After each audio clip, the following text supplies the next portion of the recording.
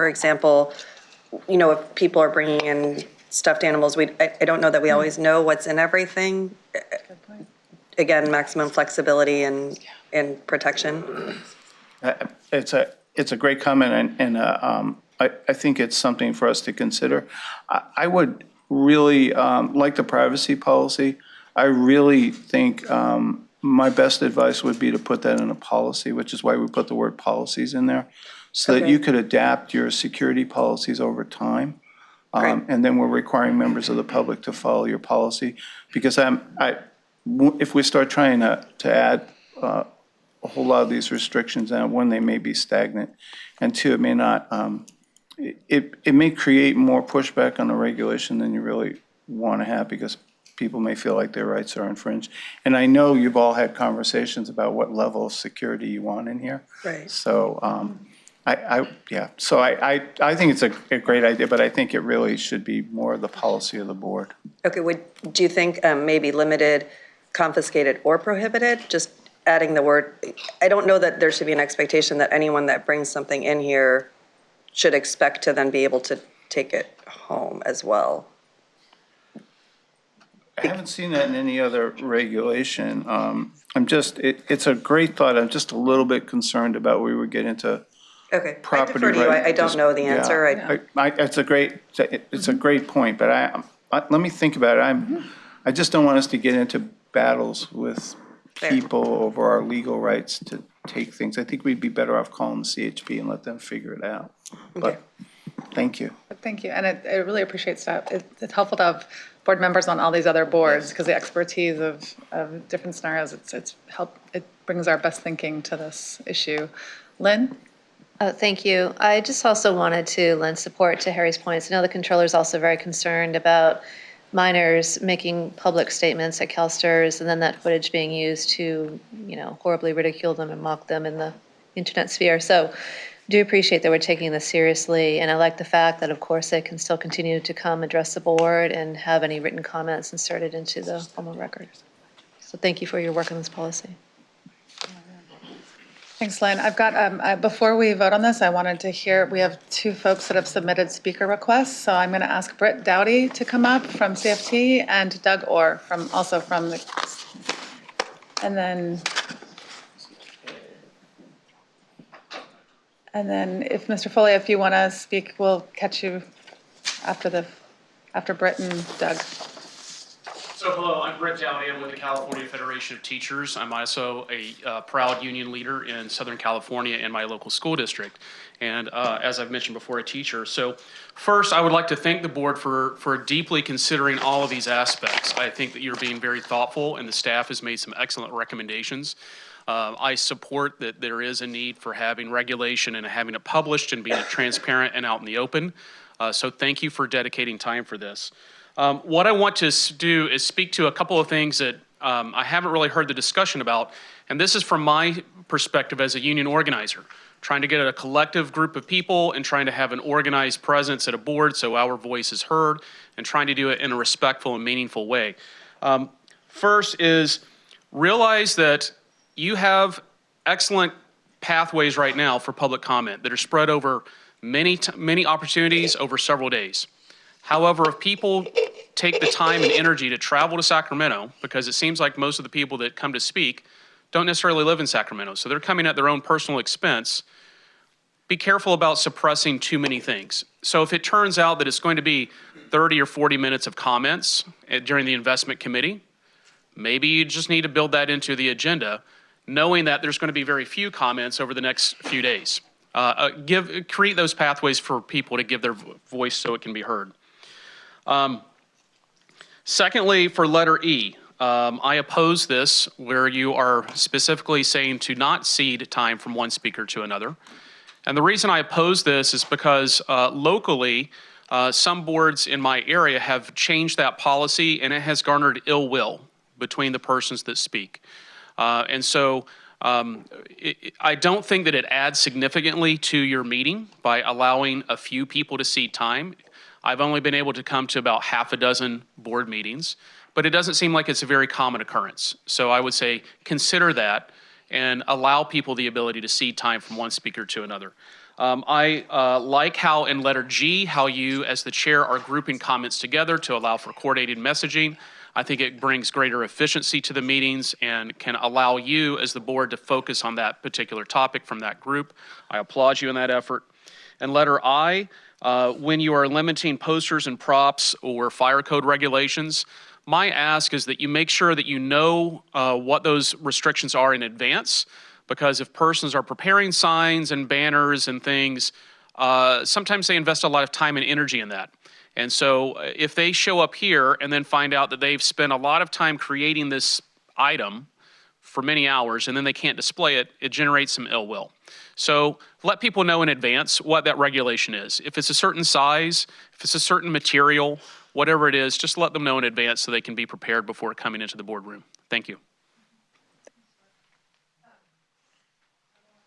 T. Hi, I'm Doug Orr, also with the California Federation of Teachers, and I also want to agree with Britt that it's a really great idea that you're doing this, and I think you've put a lot of really good things into this. I just have a couple of recommendations for possible additions. One in particular is it has been the case that several times a speaker is speaking in another language, and then you have to have the translation. And your policy has been so far to allow more than the 3 minutes for the translator to be in. So it'd be good if that was written into the regulation, that that if you have something that has translation, then they'd be allowed to have more than 3 minutes.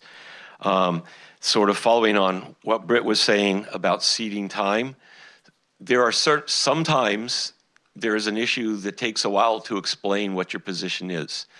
And it might take more than 3 minutes to get all of the details in. And so having the ability to cede time so someone could get a longer period of time to get in all the details, I think would be a good idea. So my recommendation would be to have something, change the wording of that to limit how many could be done. So you don't want somebody 14 people seating 3 minutes and now you're here for an hour and a half, right? But saying limit it to, say, 6 minutes or limit it to 9 minutes or something like that. And then finally, I agree with Harry about the idea of videotaping kids who come up to speak. But in the past, when we've done that, right, then STRS gets accused of you're censoring these kids who really care about the planet, and it's sort of bad optics for CalSTRS. So if in the archive you could include this many minutes were allocated to kids under the age of 18 to make their point, so that you know how many were there and how much time it took up, and then possibly including a written transcript of what they said in the archive, so that you wouldn't have to show them speaking, but you would not be accused of censoring what they were trying to say. So, thank you. Thanks, Doug. Ed, did you want to say something? Yeah, Ed Foley, CTA, and he retired. First of all, I want to commend the staff and the board on how you reacted when they came, not for free speech, but to really protest. And the dancing and the playing of the music and so on actually caused such a disruption that we had to really redirect the business of the day. Now, I understand that a lot of these young people and advocates travel a long way and so on. But there are a lot of people here that represent organizations that have to pay a lot in order for their organizations to get us here. And we come here to do the business. And when we get to the business, to one of the most important parts of the day, the investment, we're disrupted. And then we got to handle it with kid gloves because we don't want to be like goons. And it seems to me that I don't mind trying to open up the process, but I don't think we have to bend over when we have young people being used to disrupt the business of the day. And that's all that was the other day. And I was impressed the way all of you handled it. You handled it with class. But what happened was our agenda was moved up. There were people that were traveling from San Francisco and other places just to come to the Client Advisory Committee, and when they got here, it was almost over. So it's really unfair, and I hope that we can find a little better strategy on how we can curtail a disruptive person. I don't care how free speech they are looking at. I wouldn't tolerate that in my classroom, and I wouldn't tolerate it in a school, and I don't think we have to tolerate it here. Thank you. Our first obligation is to try to do what we can for our members. And when our members come up here to speak or to listen or to be educated, then they should not be disrupted by some rascal kid that wants to be on viral TV to embarrass us because of our position on a particular item. Thank you. Thank you, Ed. Appreciate your comments.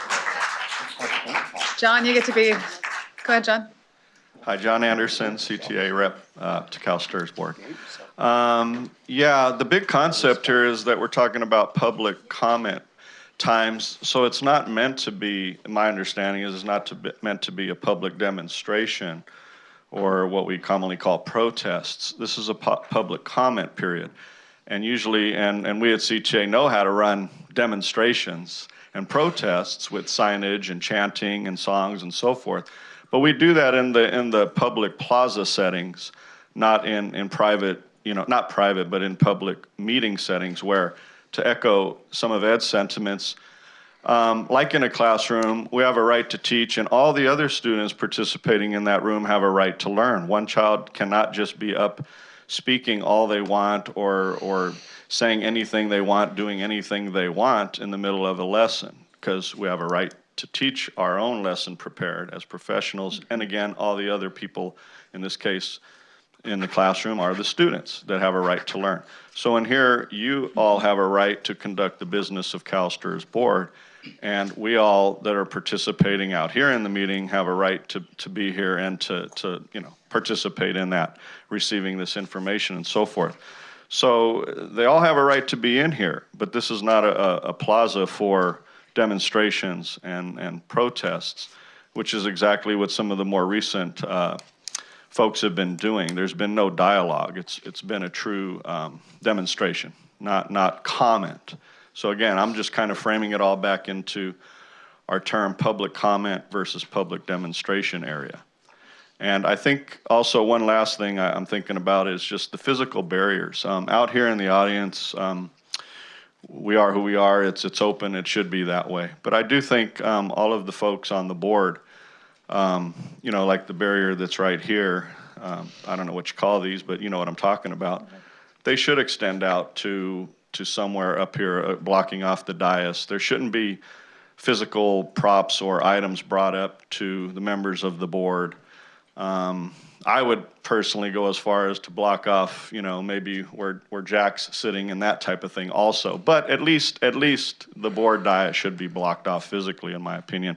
I don't see how that would be preventing anybody's rights from making public comments, out here with the rest of us. And again, that's the big thought I have about this is that, as Harry said, there are limitations to our rights and freedoms always. You can't just say anything you want, anywhere you want, anytime you want. And we have a right to conduct business here. They and us, everybody has a right to sit out in the audience and has a right to have some time making public comments. And since my time's up, I'm going to respectfully stop right now. Thank you. Thank you, John. John.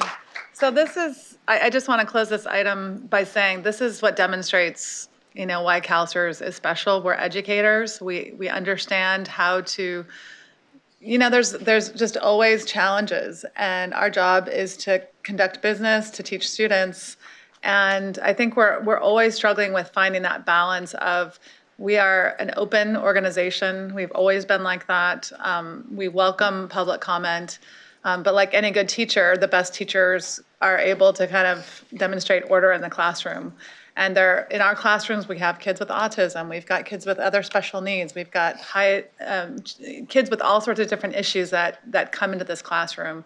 And we've got to figure out how to communicate important information to those kids so they grow up and become incredible citizens of our state and our country. And so I think I really appreciate the public comments, the input, because as we've demonstrated earlier today with our sister Dana, this is a family. Sometimes it can be a dysfunctional family. We have our moments, but we really have to figure out the balance of respect and conducting business, but also being open to differences of opinions. And so I appreciate, I assume you've been taking notes. I think some of the public speakers had some helpful comments We have. to inform our future conversation. This is an art, not a science, and the board has had many conversations around security and safety, and I think for us, culture is so important. And we know of other places and other boardrooms that have different dynamics, and that creates a certain culture and a certain feeling that's different. And I think we really treasure the culture we have here. And so we want to continue to move forward in kind of that open environment, but also be clear, I think, to communicate to stakeholders. And I did want to shout out to staff to I know Diane and Grant, and just so members of the public understand, there's a lot of work you don't see that happens months and weeks before these meetings.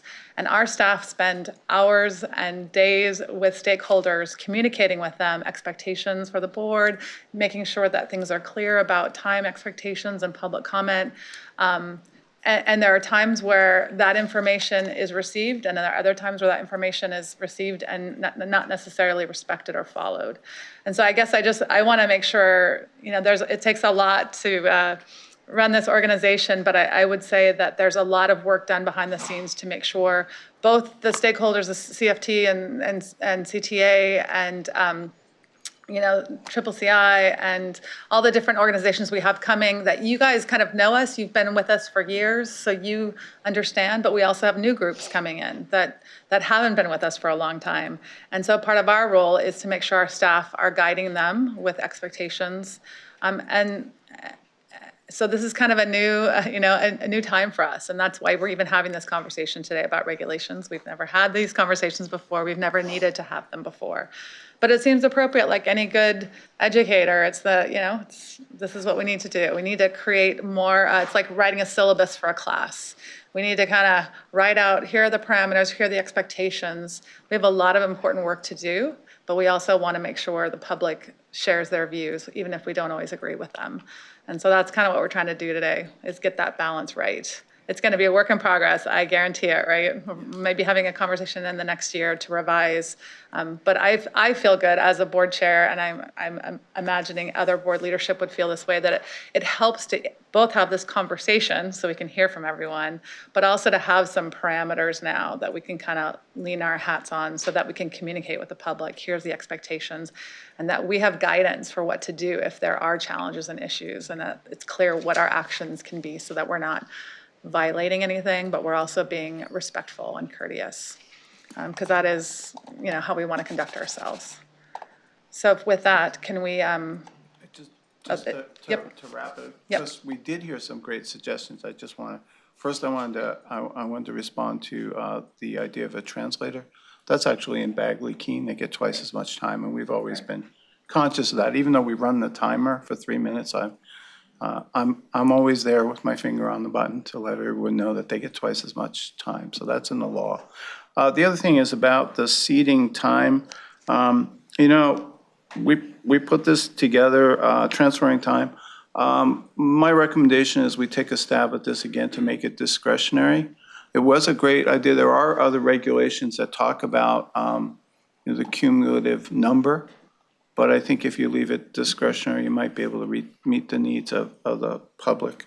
So those were two of the things. And then the other thing is I would put on Grant staff maybe to put some guidelines on the web as far as things that you can bring into the meeting, and perhaps suggest that people contact someone in the organization to determine whether or not their exhibits or whatever they are would be acceptable, rather than try to define all that in here. Yeah, we'll have to work with legal on that because you run into tricky territory defining a regulation outside of the regulation. But the one thing that I wanted to add, Sharon, is to your point about your sentiment about appreciating public comment about the public comment framework we're discussing. Well, good news, there's going to be a lot more because as we go through the rulemaking process, built into it is the need to take public comments. So we will be coming back to you likely with, well, certainly with those, and you may find the need to change and make amendments as you go through the process. So just wanted to make sure that we have it here. Yeah. Yep. Yes. Great. Thanks, Grant. My comment to Sharon was, we'll probably have more comments on those regulations than any of the other regulations we've put forward. Yeah. And I defer to the general counsel, but I think that we can probably just take the direction and move forward and come back in January without a motion. Great, okay. So is that just, we'll have it in January and we can take action then? Perfect.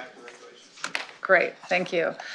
We have a couple of things I want to make sure we get through because we have lunch waiting and I know we have a presentation that we want to make sure, so I'm going to ask the board's patience with looking at indulgence, thank you. We're going to go to item 13. As I mentioned before, we're going to try and. Flexible. We are flexible. We adopted the agenda with flexibility. So item 13 is our committee reports, the approval of the minutes, the kind of 13A through 13F. There was a request from Karen to pull 13D, so we're going to pull 13D. Everybody following me here? Which is about contract approval. Let us get there. See, this is what happens when you don't have papers. That takes a little bit longer. Because I wasn't at the second meeting, so does that mean? Okay, I I don't know. just registered that. It's okay. So it's 13, correct? So okay. Okay. Let me just get organized. Sorry, everybody.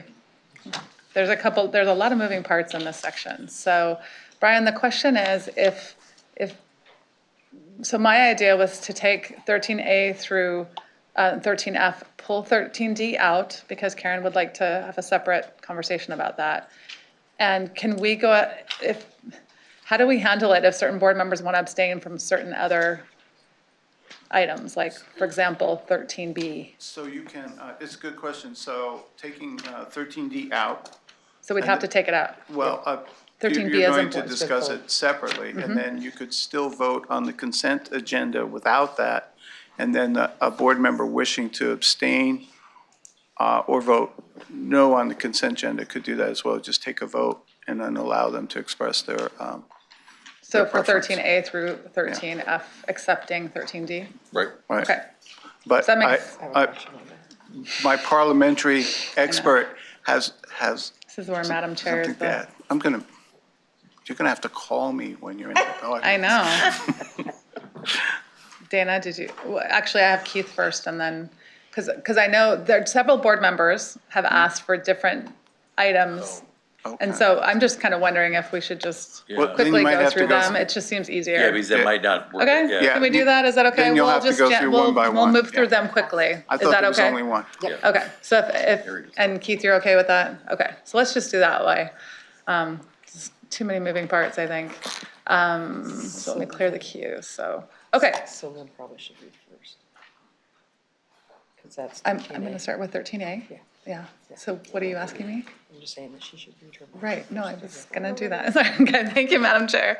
Lynn, go ahead and read your, Committee, I move to adopt the proposed revisions to section 600E of the Board Policy Manual as specified on page Board Governance 112 through 121. do we have to vote on that? Sorry. Yes. Yeah, okay, so it's moved and seconded. All those in favor say aye. Aye. Opposed? All right, we've adopted that. Move approval of the other reports in 13A. Okay, you have one so also? Never let's mind. have, and is it just ARM and Board Governance that have to, okay, great, thanks, Ray. Go ahead. By direction of the Audit and Risk Management Committee, I move to accept the independent auditor's report on the CalSTRS basic financial statements, required supplementary information, and other supplementary information for the fiscal year ended June 30, 2019. And I move to accept the board's independent financial auditor reports listed in the staff recommendation on ARM 109 and move to approve the 2020 internal audit plan. Okay, it doesn't need a second, but that's great, and that's okay. I like the efficiency. All those in favor say aye. Aye. Opposed? Abstentions? All right, so, Move approval of the other submissions of the other committees. okay, they've been, it's been moved, we don't need to second it, right, so, all right. No, the- that does need a That second. does need a second. See, what are we gonna do without you, Dana? When it comes from the What am I committee, you gonna don't do need without one. you? If it comes from here, it has to. I need a tutorial. Okay, so it's been moved and seconded to approve the rest of the committee reports. All those in favor say aye. Aye. Opposed? Abstentions? Great. So our 13A, I know, she's gonna make me a Cliff's note. So 13A, we've been approved, so we're at 13B, which is approval of the minutes. Move approval? Okay, it's been moved and seconded. All those in favor say aye. Aye. Opposed? Abstentions? I'm abstaining because I Joy wasn't Higa present. is abstaining from 13B. 13C, board member education, Second? moved and seconded. All those in favor say aye. Aye. Opposed? Abstentions? Great. 13D, that was asked, Karen asked to pull that. Go ahead and chime in there, Karen. Okay, I just needed a point of clarification because it doesn't name any contractor, so it seems like we're approving the expenditure without knowing who we're going to extend the contract to.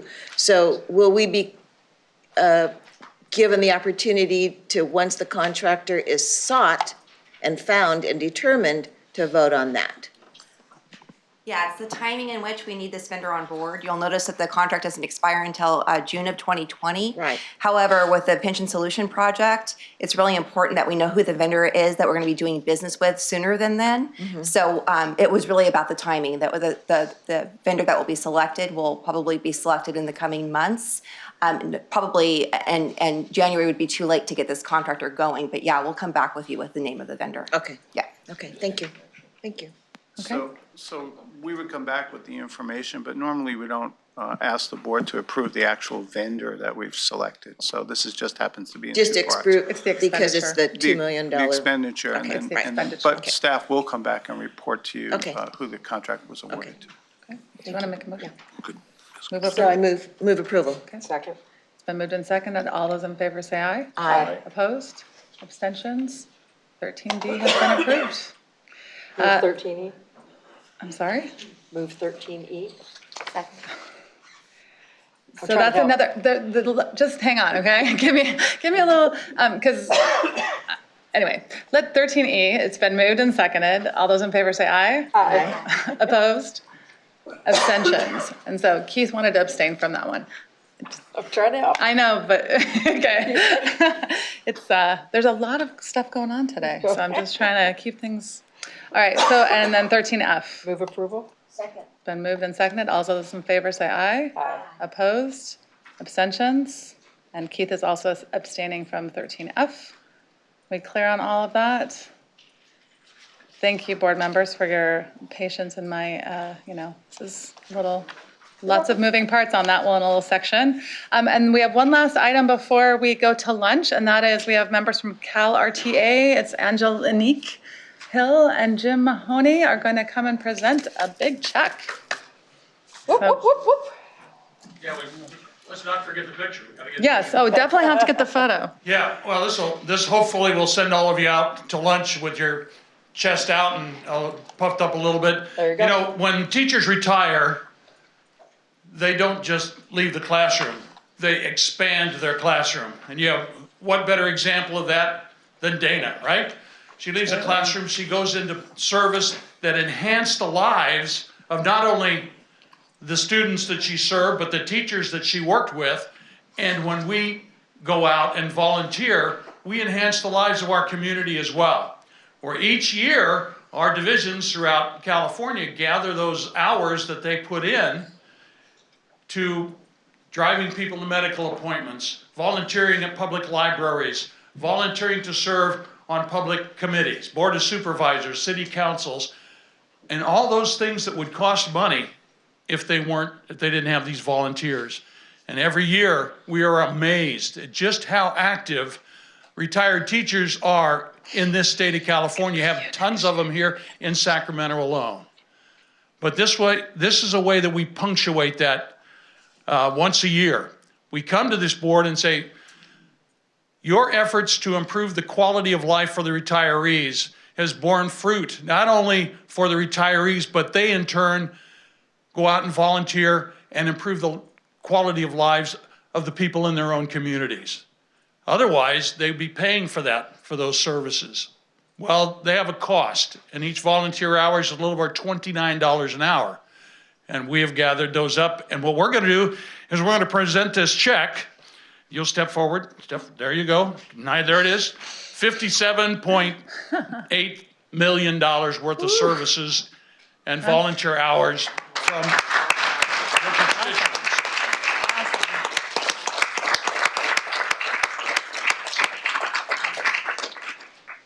And it's not only, I just represent CalRTA. Where did Foley go? He left. CTA, FACCC, AXA, all the rest of the groups that are represented here. Those people, in addition, just think how much money has been saved by the people in the state of California because of the efforts that you do. And so we're here, we support you. We support the people of the state of California. We support our community members as well as the groups that aren't standing up already. So, hey, this is for you. We appreciate it, and we want you to know how much we appreciate you. Thank you. Jack, let's get a picture here. There we go. Awesome. Oh yeah, throw the check down. Oh, what were they? She's gonna do the picture. All right. But it bounced. That's a good one, Bill. That's a good It one. didn't bounce, did it? There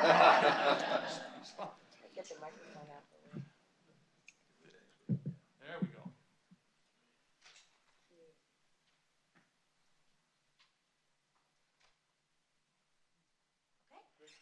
So when you go to lunch, you think about 57.8.